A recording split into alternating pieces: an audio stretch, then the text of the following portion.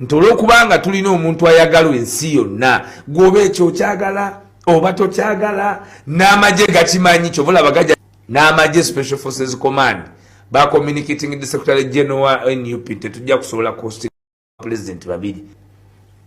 era tekituganye okubeera ekisolo olwaleero anti namba denda kuuza nti mwali mwino kuba ina kubiri batusaba bali balowooza nti twaze wave singa kati wave bayagwawo naye kati emirandira gimaze okusimbwa era tusimbula kati emisinde egiri even faster than what we thought we would do by this time. Of course challenge yakujjako nakyemalira yani undebated buli omu mu Uganda Kayungu naye bw'obojjo bolooza nti ngaleese nti ekyatasula